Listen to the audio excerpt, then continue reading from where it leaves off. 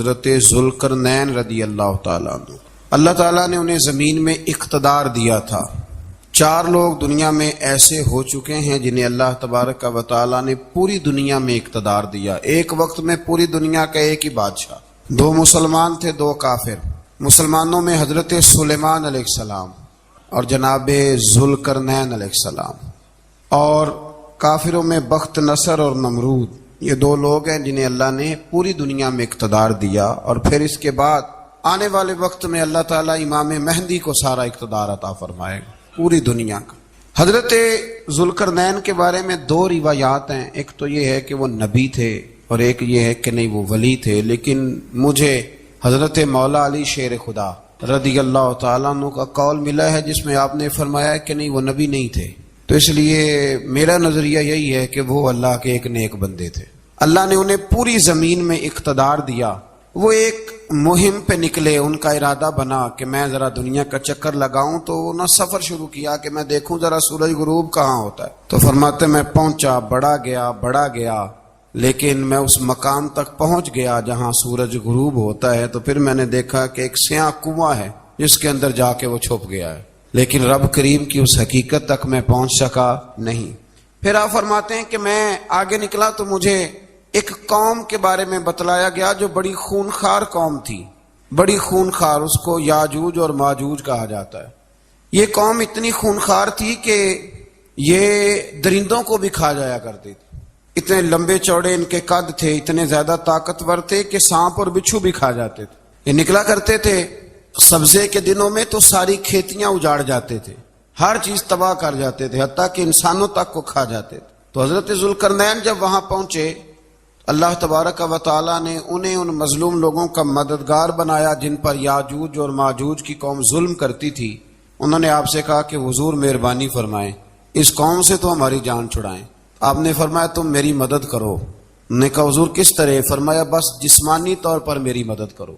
تو آپ نے پھر وہاں ایک دیوار بنائی، لوہا کاٹ کر، سیسا پگھلا کر، پتھر ڈال کر ایک بڑی موٹی تازی دیوار بنائی، اور اتنی اونچی بنائی، اور پھر اس کے چاروں جانب آگ جلائی تاکہ وہ لوہا اس طرح پگھل جائے کہ وہ دیواروں کے ساتھ چپک جائے، تاکہ کوئی آدمی پیر رکھنا چاہے تو پیر رکھ کے اس پہ چڑھ نہ سکے۔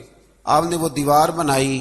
اب اس قوم کا حال یہ ہوا کہ وہ اس کے اندر قید ہیں، وہ صبح جب اٹھتے ہیں تو اس کو توڑنا شروع کرتے ہیں، توڑتے رہتے ہیں، تو جب شام ہوتی ہے تو ان میں سے ہر روز ایک شخص کہتا ہے اتنی رہنے دو، باقی کل کریں گے، لیکن جب وہ سویرے اٹھتے ہیں تو اللہ تعالیٰ اس دیوار کو پھر سے مضبوط فرما دیتا ہے۔ نبی کریم علیہ الصلاۃ والسلام نے فرمایا قرب قیامت میں ایک وقت آئے گا، قیامت کے قریب جا کے ایک ٹائم ایسا آئے گا کہ اس مخلوق میں سے ہی ایک شخص پکارے گا، اور پکار کے کہے گا کہ اب سو جاؤ انشاءاللہ۔ اللہ ان کی زبان پہ جاری کہے گا اب سو جاؤ اور سویرے انشاءاللہ یہیں سے شروع کریں گے۔ تو فرمایا وہ چونکہ انشاءاللہ کہیں گے تو پھر اللہ تبارک و تعالی اگلے دن اس دیوار کو وہیں پہ رکھے گا جہاں رات کو انہوں نے اسے چھوڑا تھا۔ اگلے دن وہ توڑیں گے تو دیوار ساری ٹوٹ جائے گی، اور پھر اللہ تبارک و تعالی کا فضل ہوگا تو مسلمان کی طرف وہ بڑھیں گے، وہ قتل و غارت کریں گے، پھر سے وہی درندگی کریں گے۔ تو پھر حضرت عیسیٰ علیہ السلام ان کے لیے دعا کریں گے۔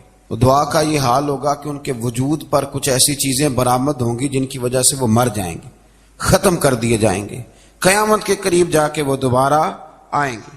اس کے بعد پھر اللہ تبارک و تعالی نے سورہ کہف کی آخری آیات میں 7 سمندر اور ان جیسے اور بھی آ جائیں، فرمایا 7 سمندر ہوں اور ان جیسے اور بھی آ جائیں اور مل کر وہ روشنائی بن جائیں تو میرے رب کے کلمات ختم ہونے سے پہلے سمندر ختم ہو جائیں گے۔ اور آخری آیت میں اللہ تعالیٰ نے فرمایا کہ اے رسول صلی اللہ تعالی علیہ وسلم آپ کہہ دیجئے کہ میں تمہاری طرح ہی ایک بشر ہوں، انا بشر مثلکم، میں بھی تمہاری طرح ایک۔ اب مثلکم کا بہت سارے لوگوں نے ترجمہ اپنی طرح کا کر لیا ہے، حالانکہ حضور صلی اللہ تعالی علیہ وسلم نے فرمایا کہ بشر ہونے میں تمہاری طرح ہوں، رسول ہونے میں تمہاری طرح نہیں، اللہ کا حبیب ہونے میں تمہاری طرح۔ اور وہ یہ جو میں کہہ رہا ہوں نا نہیں، تو یہ صحیح بخاری کے لفظ ہیں، حضور نے فرمایا ایکم مثلی، کون ہے تم میں جو میری طرح ہو؟ اور تو اپنے رسول کے بارے میں یہ کہے کہ بکریاں چرا رہے تھے تو معاذ اللہ انہیں پتہ ہی نہیں تھا کہ میں نبی بن جاؤں گا، ایسی کوئی بات نہیں۔ اعلیٰ حضرت فرماتے ہیں اللہ اللہ وہ بچپنے کی پھبن، یعنی بچپن میں بھی رنگ ڈھنگ نرالے تھے میرے رسول کے. اللہ اللہ وہ بچپنے کی پھبن، اس خدا بھاتی صورت پہ لاکھوں سلام، اس خدا بھاتی صورت پہ. اور مرحوم اعظم چشتی نے بھی ایک جملہ بڑا خوبصورت کہا ہے. اس نے کہا تیری حیات پاک کا ہر لمحہ پیغمبر لگے. انہوں نے اپنے چچا کو بے جان بتوں کی عبادت سے روکا، عذاب الہی سے ڈرایا. اس نے کہا کہ آپ ہمیں ہمارے خداؤں سے پھیرنا چاہتے ہیں، اس سے رک جائیں ورنہ ہم آپ کو سنسار کر دیں گے. ابراہیم علیہ السلام نے کہا کہ میں آپ کے لیے اپنے رب سے استغفار کرتا رہوں گا، وہ مجھ پر بہت مہربان ہے. تو اللہ تبارک و تعالیٰ نے انہیں اسحاق علیہ السلام بیٹے اور یعقوب علیہ السلام پوتے کی بشارت دی، اور یہ بھی فرمایا کہ یہ دونوں نبی بھی ہوں گے. پھر آیت نمبر 51 سے لے کر 58 تک مختلف انبیاء کا ذکر ہے. اللہ تعالیٰ نے اس میں فرمایا کہ حضرت موسیٰ کو برگزیدہ رسول، نبی اور اللہ کا رازدار کہا گیا، اور حضرت ہارون کی نبوت کا بیان بھی ہوا، اور حضرت اسماعیل کو وعدے کے سچے، نماز اور زکوٰۃ کا حکم دینے والے رسول اور نبی اور اللہ کا پسندیدہ قرار دیا گیا. ادریس علیہ السلام کو صدیق نبی قرار دیتے ہوئے فرمایا کہ ہم نے ان کو بلند جگہ پہ بٹھایا ہے. کہاں ہے ادریس علیہ السلام؟ چوتھے آسمان میں بھی، اور جنت کا قول بھی ہے. دو روایتیں ان کے بارے میں ملتی ہیں. ایک تو یہ ہے کہ وہ حضرت ملک الموت سے ایک دفعہ کہنے لگے تو میرا یار نہیں بن جاتا؟ اللہ ہی بھلا کرے. حضرت اسرائیل کو کہنے لگے دوست بن جو، کہا بن جاتے ہیں. دوستی ہو گئی. فرمانے لگے یار موت کا ذائقہ کیسے چکھاتا ہے؟ کہنے لگا میں آپ کو چکھا دیتا ہوں. آپ کو موت کا ذائقہ چکھایا اور دوبارہ پھر روح ڈال دی، آپ اٹھ کے بیٹھ گئے. کہنے لگے دوزخ تو دکھا، میں وہ بھی دکھا دی. فرمایا جنت تو دکھا، جنت بھی دکھائی. تو کہنے لگا واپس چلیں. فرمانے لگے اب تو نہیں جانا. ہاں کیوں؟ فرمایا رب فرماتا ہے ہم فیہ خالدون، جو جنت میں آئے گا یہیں رہے گا.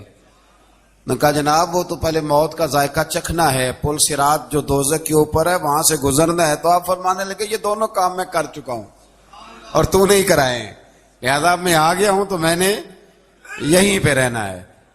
اب حضرت ملک الموت علیہ السلام نے عرض کی مالک یہ تیرا بندہ. فرمایا تیری دوست بھی اس کے ساتھ لگی تھی تو میری توفیق سے ہی لگی تھی، اور یہ یہاں تک آئے بھی میری توفیق سے ہی ہے. میرا ارادہ بن گیا انہیں یہاں رکھنے کا. میری طلب بھی تو تیرے کرم کا صدقہ ہے، میری طلب بھی تو تیرے کرم کا صدقہ ہے. یہ پاؤں اٹھتے نہیں بلکہ یہ اٹھائے جاتے ہیں. تو یہ بھی تو اس کا کرم ہوتا ہے نا کہ وہ کس طرح کر کے کسی کو نوازتا ہے. آیت نمبر 59 میں اللہ تعالیٰ کے فرما بردار اور سرکش بندوں کے احوال اور جو ان کے آخرت میں احوال ہوں گے ان کا ذکر کیا گیا ہے. آیت نمبر 66 میں بتایا گیا ہے کہ منکرین آخرت حیات بعد الموت کے بارے میں ہمیشہ شک میں مبتلا رہے. انہیں یقین ہونا چاہیے کہ مرنے کے بعد دوبارہ وہی خالق زندہ کرے گا جس نے پہلی بار بغیر کسی نام و نشان کے پیدا. آیت نمبر 76 میں بتایا کہ جو لوگ گمراہی میں مبتلا ہیں ان کے ابتلا میں اضافے کے لیے مہلت کی مدت بڑھا دی جاتی، اور جو ہدایت یافتہ ہیں ان کو مزید استقامت نصیب ہوتی ہے. اللہ کے ہاں ثواب اور انجام خیر کے اعتبار سے باقی رہنے والی نیکیاں سب سے زیادہ بہتر. ایسی نیکیاں کریں جو باقی رہیں ہمیشہ. کیا کہتے ہیں؟ صدقہ جاریہ. آیت نمبر 81 میں فرمایا کہ مشرکین اس امید پر اللہ کے سوا معبودان باطل کی عبادت کرتے ہیں کہ مشکل میں ان کی مدد کریں گے. فرمایا ہرگز نہیں، وہ ان کے دشمن بن کے عبادت کا انکار کریں گے. آیت نمبر 88 میں بتایا کہ کفار نے اللہ کی طرف اولاد کی نسبت کر کے نہایت سخت بات کی. یہ تو اتنا سنگین جرم ہے کہ اس سے آسمان پھٹ پڑے، زمین شک ہو جائے اور پہاڑ ریزہ ریزہ ہو جائیں. مزید فرمایا کہ آسمان اور زمین میں جو کوئی بھی ہے سب اللہ کے حضور بندے بن کے حاضر ہوں گے. آیت نمبر 97 میں فرمایا جو لوگ ایمان لائے اور نیک کام کیے عنقریب رحمان لوگوں کے دلوں میں ان کی محبت پیدا فرما دے. یہ جو شرک والا معاملہ ہے نا یہ بڑا سادہ سا ہے. کچھ لوگ آج نئے فلسفی اٹھے ہیں تو وہ کچھ عجیب و غریب سی باتیں دہریوں جیسی کرنے لگے ہیں، اور بعض مضامین ہم دیکھتے ہیں تازے جو چھپتے ہیں ان کے اندر بھی وہ اشارتاً کنایاتاً مذہب کی بنیاد پر تقسیم نہیں ہونی چاہیے، انسان بحیثیت انسان قابل تکریم ہے. تو ایک بات سمجھ لیں کہ جو مکان کی رجسٹری آپ کے نام ہے اگر کوئی اور دعویٰ کرے اس کا تو آپ کو برداشت ہے؟ یہ ہو نہیں نہ سکتا میاں. ملک میں وزیر کئی ہو سکتے ہیں پر وزیر اعظم ایک ہوتا ہے، اس کو سمجھ لیں۔ تو جب اللہ کی توحید میں کو کسی کو شریک ٹھہراتا ہے تو وہ بہت بڑا جرم کرتا ہے، وہ بہت بڑا جرم کرتا ہے۔ یوں سمجھ لیں کہ جیسے آپ کی 5 مرلے کی زمین پہ کوئی آ کے قبضہ کرے، اسے مار دینے کو دل کرتا ہے۔ اس لیے یہ ساری زمین رب کریم کی ہے، آسمان و زمین کا خالق اور مالک۔ تو شرک ناپسندیدہ بات، ناپسندیدہ۔ سورہ طٰہٰ شروع ہوتی ہے۔ اس سورہ طٰہٰ میں نبی پاک صلی اللہ تعالی علیہ وسلم کو رب کریم نے فرمایا کہ محبوب قرآن اس لیے نازل نہیں کیا تھا کہ آپ مشقت میں پڑ جائیں۔ نبی کریم لمبی لمبی نمازیں پڑھتے تھے، لمبی لمبی، تو قرآن مجید نے کہا طٰہٰ ما انزلنا علیک القرآن لتشقیٰ، محبوب قرآن اس لیے نازل نہیں کیا کہ آپ مشقت میں پڑ جائیں۔ حضور لوگوں کو بڑی جد و جہد کے ساتھ دین کی طرف بلاتے تھے، تو کہا محبوب قرآن اس لیے نازل نہیں کیا تھا کہ آپ مشقت میں پڑ جائیں، آپ تو مشقت کرنے لگ گئے۔ وہ یا رب اپنے محبوب کو کہہ رہا ہے، جیسے سورہ مزمل میں بات ہوئی نا کہ محبوب تھوڑا آرام بھی فرما لیا کر، محبوب تھوڑا آرام بھی فرمائے۔ پھر فرمایا کہ یہ قرآن نصیحت کے لیے نازل ہوا ہے، اور اللہ ظاہر و باطن سب کو جانتا ہے، اور وہ وحدہ لا شریک ہے، اور سارے اچھے نام اسی کے ہیں۔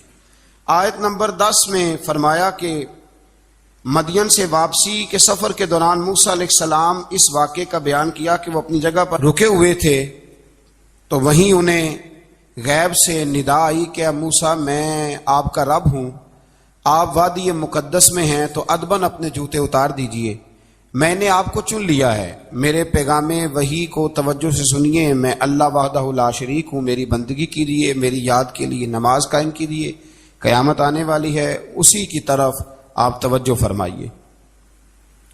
اسی موقع پر آپ کو جو معجزات عطا کیے گئے ان کا بھی ذکر ہے، اور وہ ہم پیچھے بہت ساری جگہوں پہ اس کا ذکر کر آئے کہ اللہ تعالیٰ نے ان کو ایک ایسا عصا عطا فرمایا تھا کہ وہ ایک دم میں ہی بہت بڑا اژدہا بن جایا کرتا تھا، اور پھر حضرت سیدنا موسیٰ علیہ السلام اپنا ہاتھ گریبان میں ڈال کے نکالتے تھے تو آفتاب کی طرح روشن ہو جاتا تھا۔ اقبال کہتے ہیں یدے بیضا لیے بیٹھے ہیں اپنی آستینوں، یدے بیضا لیے، چمکتے ہوئے ہاتھ ہیں ان کے، تو یہ اپنی آستینوں میں چھپا کے بیٹھے ہیں۔ پر اقبال نے یہ ولیوں کے لیے کہا ہے، نہ پوچھ ان خرقہ پوشوں کی، ارادت ہو تو دیکھ ان کو، ارادت ہو تو محبت کے ساتھ دیکھ، تنقید کے ساتھ تو پتہ ہے پھر بندے کو کوئی شے نہیں ملتی، آنکھیں گونگ ہو جاتی۔ ارادت ہو تو دیکھ ان کو، یدے بیضا لیے بیٹھے ہیں اپنی آستینوں میں۔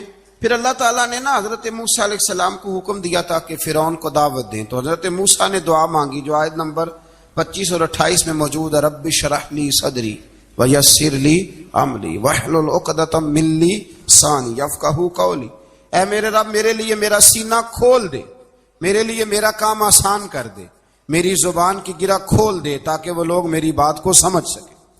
یہ آپ نے دعا فرمائی، اور آگے جا کے مزید آپ نے التجا کی کہ میرے خاندان میں سے میرے بھائی ہارون کو اس مشن میں میرا وزیر بنا دے تاکہ مجھے تقویت ملے، اور اسے میرا شریک کار بنا دیجیے۔ اللہ تعالیٰ نے ان کی اس دعا کو قبول فرما لیا۔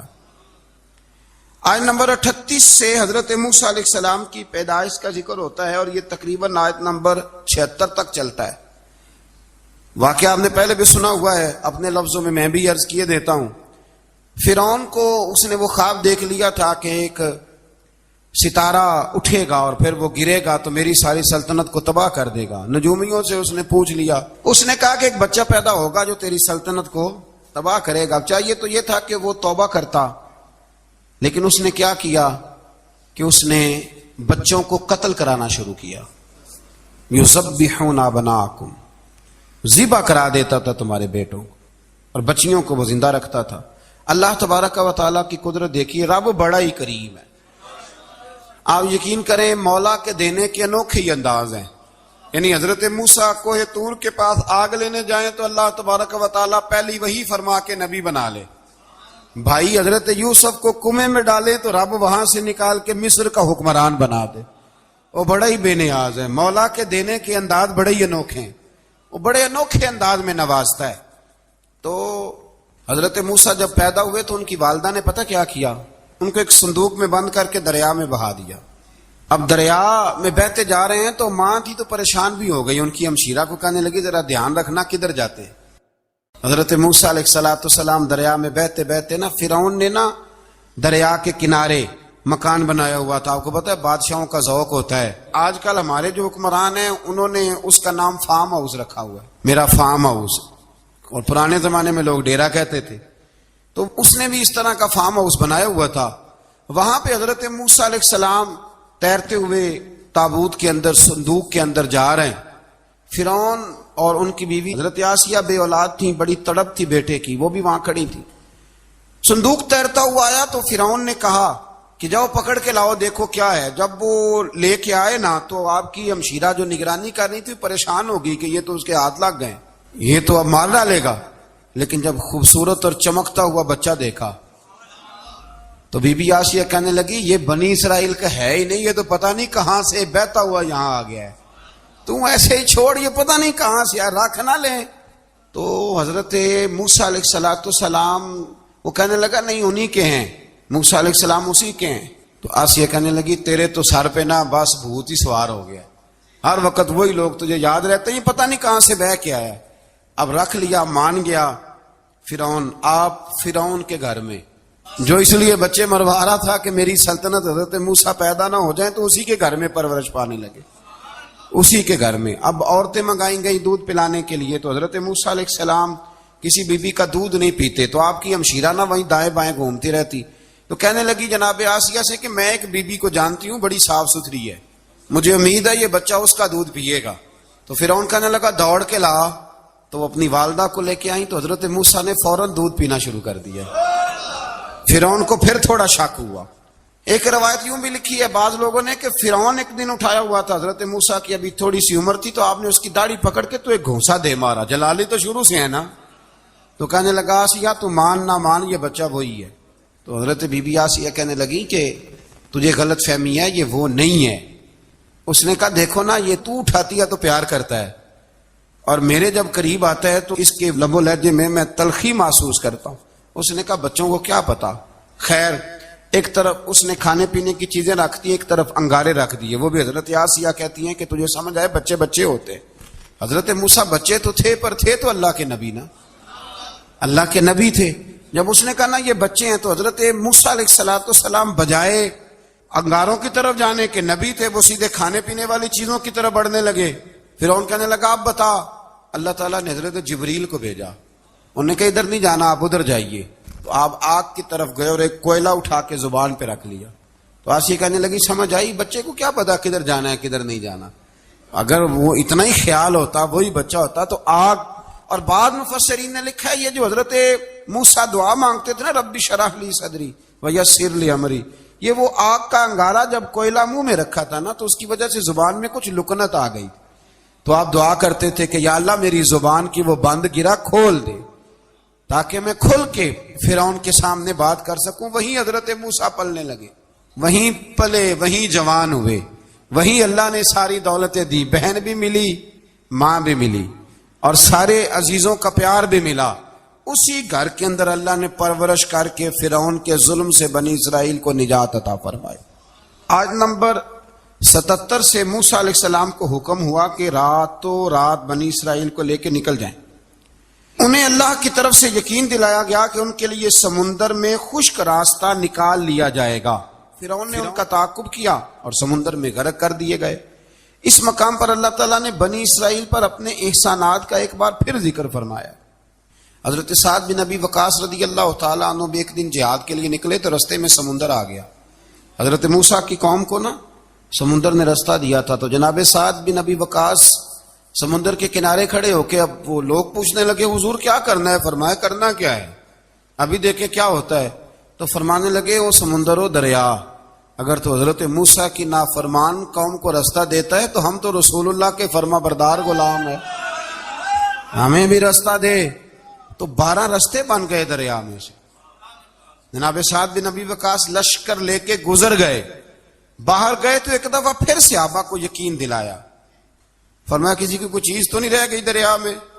دشت تو دشت ہیں دریا بھی نہ چھوڑے ہم, بحر ظلمات میں دوڑا دیے. اب میں کیا کروں, علامہ اقبال نے ہر جگہ کلام لکھا ہے, ہر جگہ. آپ کو پتہ نا ایک صاحب مجھے بھی سمجھا رہے تھے, میں نے جمعے میں بھی وضاحت کی کہنے لگے آپ اقبال کی بڑی تعریفیں کرتے ہیں. میں نے کہا مجبوری ہے، وہ کام ہی تعریفوں والے کرتے ہیں تو ہو جاتی ہیں، کیا کیا جائے. آمدام برسر مطلب. تو حضرت سعد بن ابی وقاص نے پوچھا کچھ رہ تو نہیں گیا؟ کہا جناب پیالہ رہ گیا میرا مٹی کا دریا میں. تو حضرت سعد بن ابی وقاص کہنے لگے کوئی مسئلہ نہیں، ہم رسول اللہ کے غلام ہیں. اور اس پر بڑی دلائل ہیں، وقت نہیں ہے آگے بڑھنا ہے. فرمایا او دریا، او ہمارا پیالہ تو واپس کر دے. تو ایک لہر آئی تو پیالہ بھی کنارے پہ پھینک گئی. تو اللہ تعالیٰ نے حضرت موسیٰ علیہ السلام کی قوم کو وہاں سے نجات دی. آیت نمبر 85 سے سامری کا ذکر ہے. سامری ایک جادوگر تھا. جب حضرت موسیٰ علیہ السلام تشریف لے گئے نا کوہ طور پہ، تو اس نے نا سونے کا ایک بچڑا بنا دیا تھا، اور اس کے منہ میں ایسی تاریں اس نے لگائی تھیں کہ جب ہوا چلتی تھی تو وہ تاریں بجتی تھیں. مفسرین نے لکھا ہے. تو بنی اسرائیل والوں کو یہ کہتا تھا دیکھو یہ بولتا ہے. تو بڑے کمزور ایمان کے لوگ تھے، اس طرف متوجہ ہو گئے. حضرت موسیٰ علیہ السلام واپس آئے تو انہوں نے پوچھا کہ یہ ماجرا کیا ہے. تو اس نے کہا کہ میں نے نا حضرت جبریل علیہ السلام کا گھوڑا جب چل رہا تھا تو ان کے پاؤں سے جو مٹی لگ رہی تھی وہ مٹی میں نے تھوڑی اٹھا لی تھی، اور وہ میں نے اس کے منہ میں رکھی ہے، جس کی وجہ سے اس کے منہ سے آواز ہے. وہ مٹی کب اٹھائی تھی وہ بھی لکھا ہے مفسرین نے کہ حضرت موسیٰ علیہ السلام نے جب کہا نا بنی اسرائیل والوں کو کہ گھوڑے ڈالو اندر، حالانکہ رستے بن بھی گئے تھے، پھر بھی کہنے لگے ایسا نہ ہو کہ اندر جائیں تو پانی پھر آ جائے. تو یہ جاتے نہیں تھے، ڈرتے تھے، کمزور ایمان کے لوگ تھے نا. اصل مسئلہ نا اندر کا ہے. آپ یقین کریں یہ بڑی باکمال بات ہے. میں تو اس نتیجے پہ پہنچا ہوں تھوڑی سی زندگی گزار کے کہ یقین اگر مضبوط ہو نا تو انسان کی زندگی کا ہر کٹھن رستہ آسان ہو جاتا ہے. لیکن جن لوگوں کے اندر مسائل بہت زیادہ ہوتے ہیں ان کے لیے بیرونی کوئی کام کرنا بھی بڑا ہی مشکل ہوتا ہے.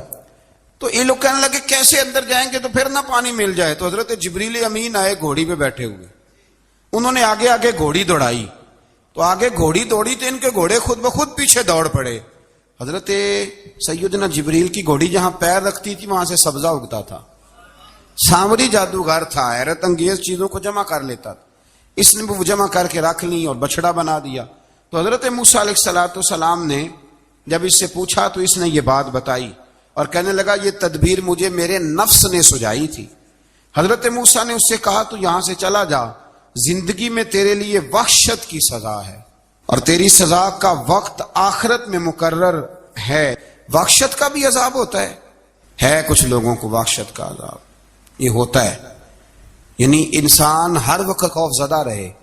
آیات بتاتی ہیں کہ اس پر کون سا عذاب ہے، اس پر ایک وحشت طاری رہے. اللہ سے دعا مانگیں اللہ تبارک و تعالی ان ساری آزمائشوں سے ہمیں محفوظ فرمائے. اسی تسلسل میں پھر قیامت اور سور پھونکے جانے کا ذکر ہے. آیت نمبر 105 سے فرمایا کہ لوگ آپ سے پہاڑوں کے متعلق سوال کرتے ہیں، آپ ان سے کہہ دیجئے میرا رب انہیں ریزہ ریزہ کر دے گا اور پوری زمین ہموار میدان کی طرح ہو جائے گی. آیت نمبر 109 میں قیامت کی ہولناکیوں کا ذکر ہوا اور فرمایا آج اللہ کی بارگاہ میں کسی کو مجال شفاعت نہیں ہوگی سوائے اس کے جسے وہ اذن شفاعت عطا کرے اور جس کے قول سے وہ راضی ہو. آیت نمبر 110 سے اکڑی گردنوں کے حی و قیوم کے سامنے جھکنے، ظالموں کے نامراد ہونے اور مومنین صالحین کے کامیاب ہونے کا ذکر ہے. آیت نمبر 114 میں علم میں اضافے کی تعلیم کے لیے دعا ارشاد فرمائی گئی ہے جو بڑی معروف ہے، رب زدنی علما. آیت نمبر 115 سے اس بات کا ذکر ہے کہ آدم علیہ السلام جو جنت میں درخت کے قریب چلے گئے تو یہ ان کی بھول اور اجتہادی خطا تھی. اللہ نے خود وضاحت فرما دی اور انہوں نے قصداً اللہ کے حکم کی نافرمانی نہیں کی. آدم علیہ السلام کو جنت میں داخل کر کے بتایا کہ یہاں نہ بھوک لاحق ہوگی، نہ بے لباسی ہوگی، نہ پیاس لگے گی، نہ ہی دھوپ کی تپش محسوس ہوگی، اور یہ کہ آپ اپنے دشمن شیطان کی چالوں سے بچے رہیں گے. اس مقام پر قرآن نے اس موضوع کو پھر بیان کیا کہ شیطان نے وسوسہ ڈالا اور مخلص اور ہمدرد کا روپ دھار کر ان کو بہکایا. انہوں نے ممنوع درخت سے کھا لیا سو ان کے ستر کھل گئے اور جنت کے پتوں سے اپنے ستر کو ڈھانپنے لگے. پھر اللہ نے ان کی توبہ قبول کی اور جنت سے زمین پر بھیج دیا۔ آیت نمبر 124 سے اللہ تعالیٰ نے فرمایا جو ہماری یاد سے غافل رہے گا ہم اس کے لیے معیشت تنگ کر دیں گے، وَمَنْ أَعْرَضَ عَنْ ذِكْرِي فَإِنَّ لَهُ مَعِيشَةً ضَنْكًا، جو ہماری یاد سے غافل ہوگا اس کے لیے زندگی اس پر اللہ تبارک و تعالی ہر وقت اپنی یاد کی توفیق عطا فرمائے۔ آیت نمبر 130 سے اللہ تعالیٰ نے ارشاد فرمایا ان کی باتوں پر صبر کیجیے، سورج کے طلوع اور غروب ہونے سے پہلے اپنے رب کی حمد کے ساتھ تسبیح پڑھتے رہیے، اور رات کے بعض اوقات میں اور دن کے حصوں میں بھی تسبیح پڑھتے رہیے تاکہ آپ کا رب راضی ہو جائے اور آپ بھی راضی ہو جائیں۔ مزید فرمایا کہ اپنے اہل خانہ کو نماز کا حکم دیں اور خود بھی نماز پر قائم رہیں، اور نیک انجام صرف تقوی پر کاربن لوگوں کے لیے۔ لوگ کیا کہیں گے؟ لوگوں کے لیے الزام لگانا، پروپیگنڈا کرنا بڑا ہی آسان کام ہے۔ دو ہی تو کام دنیا میں آسان ہے، ایک بدگمانی کرنا اور ایک غیبت کرنا، اور اتنا مزیدار کام ہے کہ آپ ساری دیہڑی کرائیں، کوئی بندہ تھکنے کو تیار ہے، معاذ اللہ ثم معاذ اللہ سارا دن۔ اور اگر آپ کہیں کہ اللہ کا ذکر کرو، تسبیح لے لو، صرف 500 دفعہ درود شریف پڑھ لو، تو پھر کیا بنے گا؟ کام یاد آ جائے گا، بہت سارے لوگوں نکل لیں گے۔ کبھی کبھی کچھ چیزیں بڑی یاد رہ جاتی ہیں۔ ایک شاعر نے ایک شعر کہا تھا، میری تھوڑی سی شعری ذوق ہے تو مجھے دلچسپی ہے، رہ جاتی ہیں کچھ باتیں ذہن میں۔ ایک دفعہ ہمارے ایک دوست کے بارے میں کچھ پراپوگنڈا ہونے لگا تو میں نے انہیں ایک شعر لکھ کے بھیجا، مجھے یاد تھا، میں نے ایک شعر لکھا۔ کسی شاعر نے کہا تھا کہ مخلوق تو فنکار ہے اس درجہ کے پل بھر میں، سنگے در کعبہ سے بھی اصنام تراشے۔ کعبے کے اندر سے مٹی لے کے لوگ بت بنا لیتے اور اللہ کا شریک بناتے ہیں۔ تو کہنے لگا شاعر کہ مخلوق تو فنکار ہے اس درجہ کے پل بھر میں، سنگے در کعبہ سے بھی اصنام تراشے، تم کون ہو کیا چیز ہے داغ کبابی، لوگوں نے تو مریم پہ بھی الزام تراشے۔ لوگ تو منٹ لگاتے ہیں، وہ جو رہی مسجد میں، پلی مسجد میں، لوگوں نے الزام لگانے کا وقت آیا تو الزام لگا دیا، سید عائشہ صدیقہ پہ لگا دیا، صدیق کی بیٹی اور صدیقہ۔ آپ سوچ سکتے ہیں کہ لوگ کہاں تک جاتے ہیں اور باتیں کہاں تک پہنچتی ہیں۔ تو یہ میرے رب کریم کا فضل اور کرم ہے کہ جناب مریم کی برات کا اعلان بھی قرآن نے کیا اور حضرت عائشہ صدیقہ کی برات کا اعلان بھی قرآن پاک نے فرمایا، یہ بھی قرآن مجید نے فرمایا ہے۔ اور کل پرسوں بھی بات ہو رہی تھی حضرت یوسف علیہ السلام کی، تو الزام تو لگتے رہتے ہیں۔ تو میں نے اس دن بھی سوال کیا تھا، پھر دہراتا ہوں کہ غلطی کیا تھی حضرت یوسف کی؟ کبھی کنواں اندھیرا، کبھی بھائیوں کے تھپڑ، کبھی مصر کا بازار، اور ذرا سوچو تو صحیح جب بولیاں لگتی ہیں انسان کی تو کیا حال ہوتا ہے۔ اور پھر ذرا یہ بھی تو دیکھو نا کہ جب زلیخا نے الزام لگایا تو پھر کیا حال ہے، اور پھر 12 سال کی جیل پر رب فرماتے ہیں شانیں میں نے یوسف کو ہی عطا فرمائی ہیں۔ تو حضرت مریم سلام اللہ علیہا جب وہ بیٹا لے کے گئی ان کے پاس تو انہوں نے کہا یہ کہاں سے آ گیا؟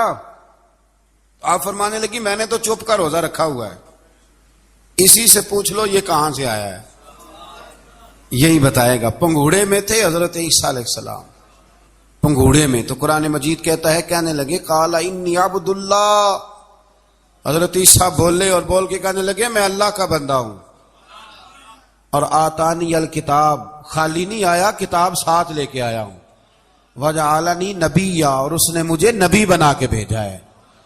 تو حضرت عیسیٰ علیہ السلام پنگوڑے میں ہیں تو کلام فرما رہے ہیں، اپنے نبی ہونے کا اعلان فرما رہے ہیں۔ اب اس بندے کے قریب جا کے اس سے سوال کرنے کو دل نہیں کرتا جو نبی پاک کے بارے میں کہتا ہے 40 سال کے بعد نبی بنے۔ یہاں پنگوڑے میں حضرت عیسیٰ کلام کریں، پنگوڑے میں، اور وہ پنگوڑے میں کہے میں نبی ہوں، اور تو اپنے رسول کے بارے میں یہ کہے کہ بکریاں چرا رہے تھے تو معاذ اللہ انہیں پتہ ہی نہیں تھا کہ میں نبی بن جاؤں گا۔ ایسی کوئی بات نہیں۔ اعلیٰ حضرت فرماتے ہیں اللہ اللہ وہ بچپنے کی پھبن، یعنی بچپن میں بھی رنگ ڈھنگ نرالے تھے میرے رسول کی۔